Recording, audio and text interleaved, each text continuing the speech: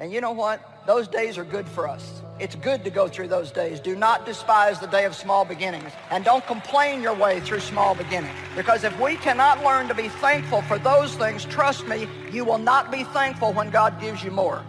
Because going through the hard times and remaining thankful builds character in us that we need to remain stable when God gives us more to be responsible for. We should have a goal to be the most thankful person on the face of the earth. Go through each day thanking God for little things like hot water and a friend and every convenience that you have, and do all things without grumbling and fault-finding and complaining. Hold your head up and dry your tears. You have nothing to be ashamed of. If you want to begin to move, you've got to clear your mind of all the unnecessary luggage and baggage that's weighing us down. Let it go and begin to focus on developing myself. And I say to you, you're going to have people to do things to you. Things are going to happen to you. And the most important thing to do is to harness your will and let it go. And move so you can grow, so you can get on with your life. It doesn't matter about what happens to you. What matters is, what are you going to do about it? Every other voice may be negative, telling you how you're not going to get better. You feel alone, isolated. It means you're in the wrong stadium. The enemy has a stadium filled with accusers, discouragers. Don't go there. That's the opponent's stadium. Your game is being played on the home field. Everyone in these stands is pulling for you. Your life is a seed. The seed has to be coupled with a healthy environment. The seed has to go into the soil. It has to be healthy soil. The seed needs water. The seed needs sunlight. See, you and I are the same thing. We're a seed. We have to connect it to a community of people that are healthy and vibrant and believe the best really is in store for us.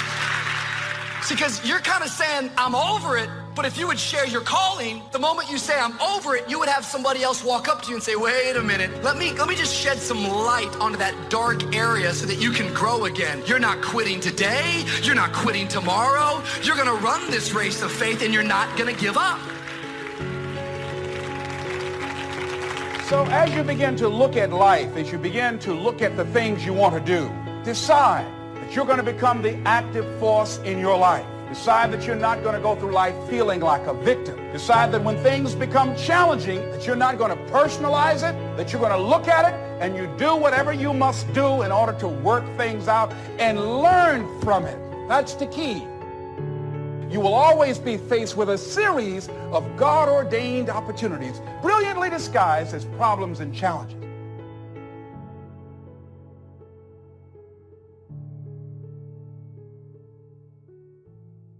We all have things that come against us and try to keep us from our destiny. Most of what we struggle with didn't start with us. It was passed down. Things like depression, anger, divorce. Studies show how that can get passed from generation to generation. If it's in your imagination, it's possible. Do you know that you can't think of something that can't happen? You know it's impossible to think of the impossible. It's not possible. So if you think it, it's possible. And if you live your life in possibilities instead of probabilities, you have a greater chance of finding happiness.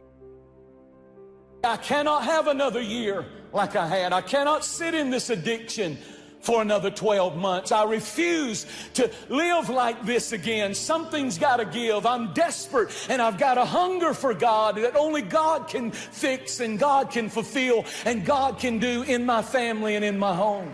To be slain with the sword is better than to be slain with hunger. Better to go down fighting than to sit there and die.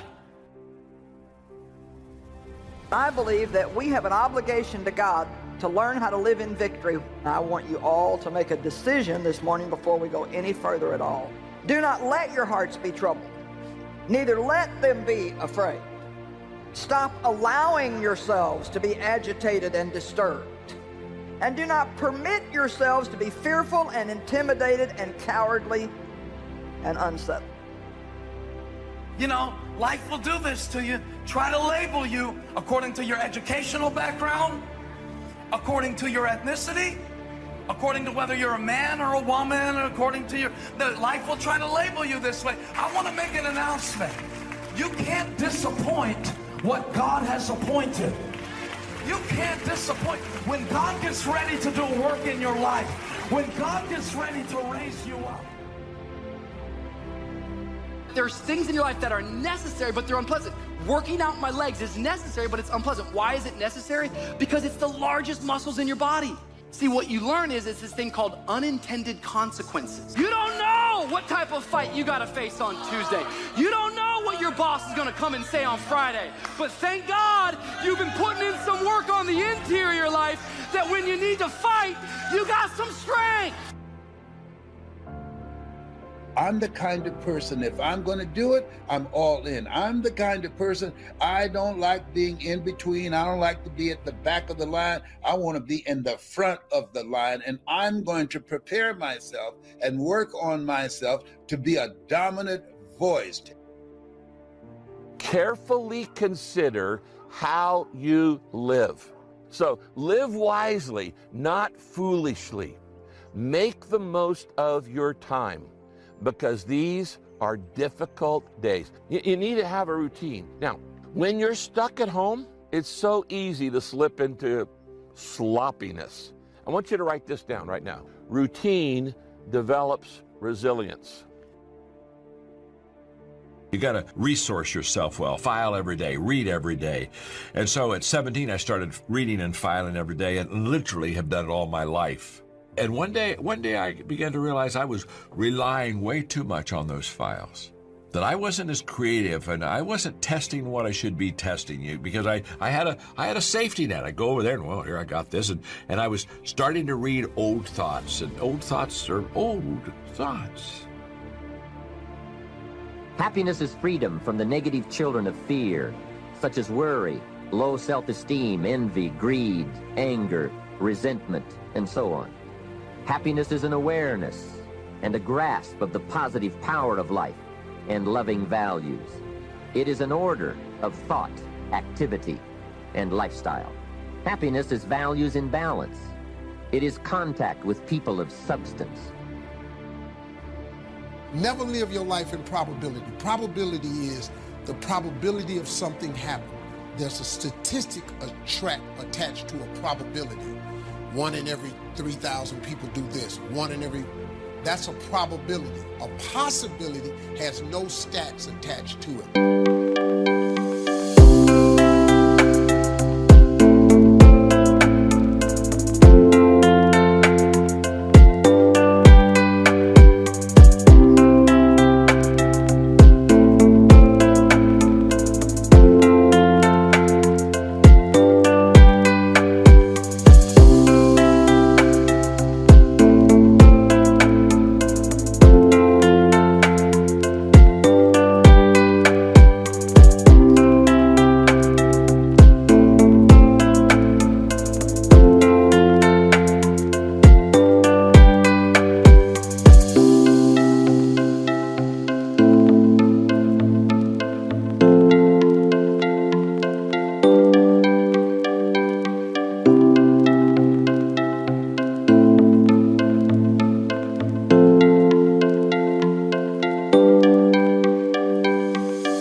Live your life in possibilities and you're changing. Just change the way you think. If you've had a dream, I guarantee you, you were born with that dream woven into your DNA. You see, dreams are deeply personal. And this is important for you to understand, because if you give up on your dream's gonna haunt you. When the seed is sown into your heart, the devil comes immediately to try to steal the seed that was sown. And I think one of the ways that he does it is by very simply testing you on what you just heard. And we need to get it. Learn a new sentence. This is only a test. Can we practice? Say, this is only a test. You can't see how the fact that they laid you off from that job was actually preparing you for something, teaching you some things, going to get you some discipline in some areas, and that later on a door would open up that God would use to move you into new dimensions. But you can't see the destiny in the face of the disappointment. Sometimes God will give you enough of the details to get you in the right area, but He won't give you enough specifics where you don't need Him to show you what to do next. When suffering hits my life, I hope I have been putting into my interior life. But in order to use all those other muscles to face suffering, you're going to actually have to put in and focus on the body and focus on your legs and understand it. It's leg day. It's going to have some unintended consequences. And His big leg day workout routine for you is this little phrase, live in harmony. For 29 years, kicking cancer's butt and still working, still in his right mind, still got the fire in his belly, still being active, still making a difference, still motivating people and inspiring people and making people feel good. If you believe that laughter is important, if you believe being deliberately positive is important, having a spirit of optimism is important in spite of. Predictability creates stability. Structure creates steadiness. You need to set and stick with a routine for the duration of this pandemic. Stop watching so much news because it's all negative right now. And for your own mental and emotional and spiritual health, you need to monitor your media intake. I made a decision, a very difficult decision. All of my work for all those years of filing, I made a decision to get rid of all of it. They're not relevant, they're not new, they're not fresh, they don't breathe, there's no fire and passion in them. I'm just going to say to you, one of the good things about a crisis is it begins to help us to let go of the things that we have depended on the past so that we can go to an entire new level of living. One woman just decided, you know what, you can't take my dignity from me. I can only give that up, and I don't choose to give it up. And I will not go back to the bus. The answer is no. And Rosa Parks changed an entire society because that day she chose to focus on something else. She gave it a different meaning. This is not a command. You do not have control over me. And she decided to fight. And she changed the direction of a country and of many other countries. She started something. There's another dimension, which is trait conscientiousness, which is integrity and dutifulness, orderliness, industriousness, openness, which is like a hybrid between intellect, intelligence roughly, and creativity. And so you can go there and find out how you compare to other people, and that's kind of interesting.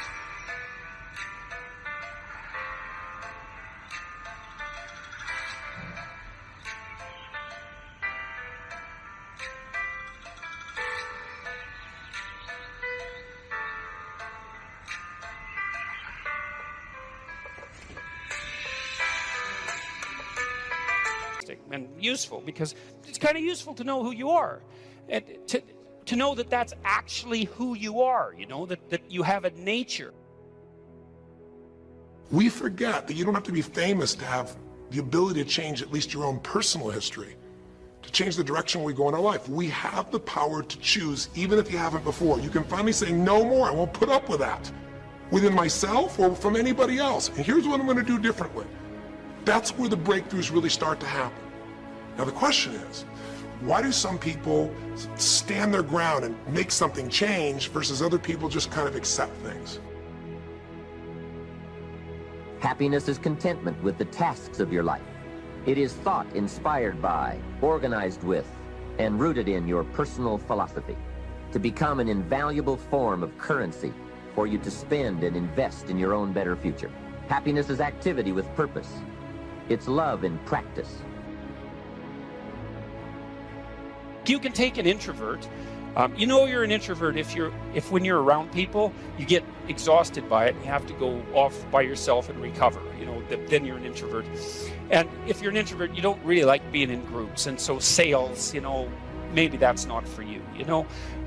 And that's a good thing to know, because if you're an introvert, why go be a salesperson and be miserable? Do something where you can spend time alone and not be miserable.